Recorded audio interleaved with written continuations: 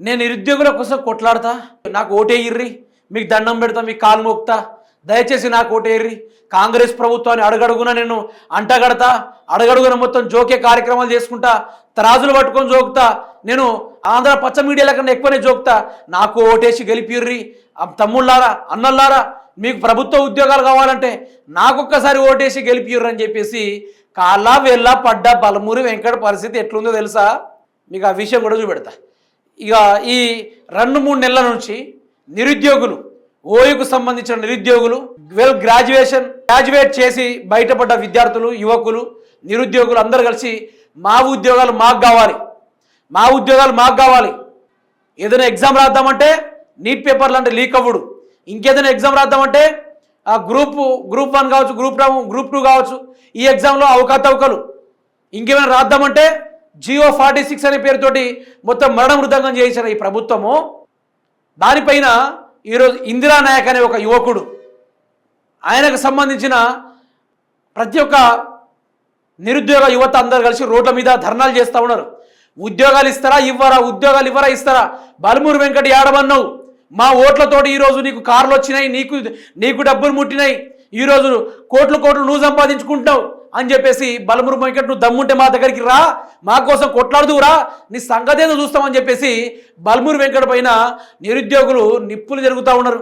ఇందిరానాయక్ అనే అబ్బాయి, అతను తరోర్లీగా నిరంతరం ఎండ వాన ఏది చూడకుండా రోడ్ల మీద విచ్చడుగా ధర్నాలు చేస్తూ ఉన్నారు. మరో తెలంగాణలో ఉద్యమం నెలకొల్పుతున్నాడు. అన్ని చేస్తూ ఉంటే ఈరోజు ఏది కూడా లేదు, వాళ్ళ కోసం ఏ ప్రయత్నం కూడా జరగట్లేదు. ఒకసారి మన బలమూరి వెంకట గారి యొక్క భవిష్యత్తు కార్యాచరణ ఎట్లా ఉందో, ఆయన గతంలో ఏ విధంగా ఉన్నాడు, ఇప్పుడు ఎట్లా ఉన్నాడు ఒకసారి మీరే చూడండి. మంచి కారు, పెండ్లిళ్ళ దావతులకు మంచిగా ఎంజాయ్గా తిరుగుతూ ఉన్నాడు. మరి అది ఎట్లా దిగమింగి అవుతుందో ఘోరమైన పరిస్థితి చూడండి. ఇక పెళ్లిళ్లకు, పేరంటాలకు మంచిగా జల్సాలు చేస్తాను Balamuri Venkata with car, AC కార్లల్లా, ఆశామాషి కాదు. మనోడు వస్తాడు ఈ మధ్యలో, మీరు చూడండి. అగో వచ్చిండు సారు. నీకు ఓట్లేసిన నిరుద్యోగులు ఈ విధంగా ఘనంగా పెళ్లి చేసుకోద్దా బలమూరి వెంకట్? నీకు ఓటేసిన యువతులు కావచ్చు, యువకులు కావచ్చు, ఈ విధంగా వాళ్ళు కూడా జీవిత భాగస్వామ్యాన్ని ఎంచుకోవడానికి వాళ్ళు కూడా పెళ్లిళ్ళు చేసుకొని వాళ్ళు కూడా వాళ్ళ జీవితాలను స్టార్ట్ చేయాలి కదా బలమూరి వెంకట్. ఈరోజు నీకు ఉద్యోగం వచ్చింది, ఆ ఉద్యోగంలో నీకు 2-3 కార్లు వచ్చినాయి, 70 లక్షల కార్లు, 40 లక్షల కారు, 1,20,00,000 కార్లు, యాడ్ నుంచి వచ్చినాయి బలమూరి వెంకట్? ఇవన్నీ ఎక్కడి నుంచి వచ్చినాయి? నిరుద్యోగుల గురించి మాట్లాడమంటే దావతులపై ముక్కలు తిరుగుతావు. ఈరోజు నీ లెక్క కూడా వాళ్ళు కూడా దావతులు తిరగద్దా? వాళ్ళు కూడా దావతులు తిరగద్దా? వాళ్ళు కూడా పెళ్లిళ్ళలో తిరగొద్దా? ఈరోజు వాళ్ళు పెళ్లి లేదు, పబ్బము లేదు, ఫంక్షన్లు లేవు, పండగలు లేవు, ఈరోజు వాళ్ళకు సెలవులు లేవు, ఈరోజు జేబులో చిల్లి గవ్వ లేదు.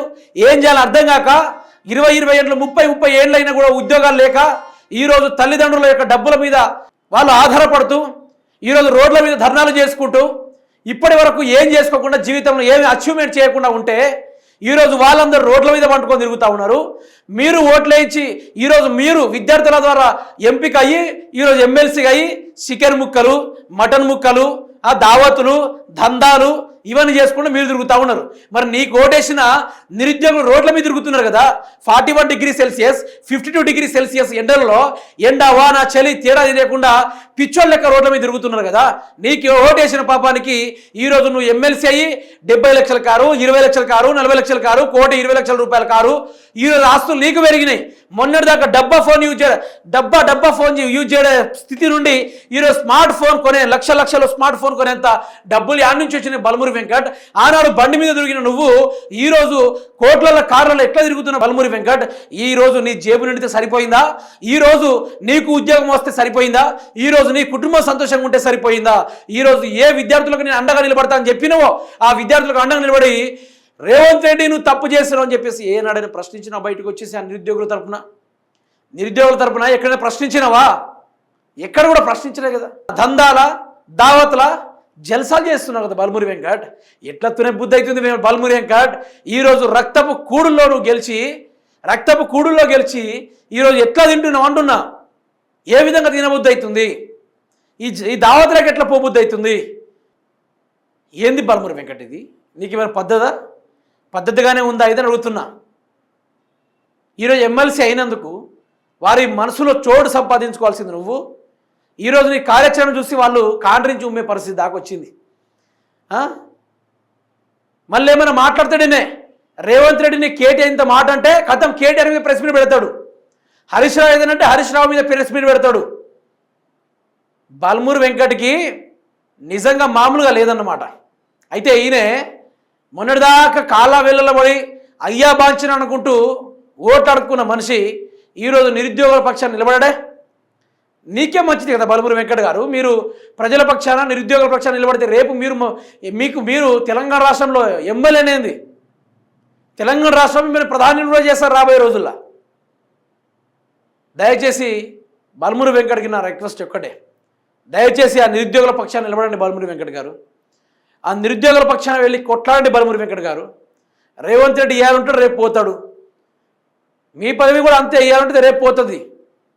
కానీ చరిత్రలో ఒక హీనులుగా మిగిలిపోతారు, చరిత్రహీనులుగా మిగిలిపోతారు. దయచేసి ఆ విద్యార్థుల గోడును పట్టించుకోండి, ఆ నిరుద్యోగుల పరిస్థితిని అర్థం చేసుకొని ఉద్యోగాలు ఇచ్చే కార్యక్రమాలు చేయుర్రి.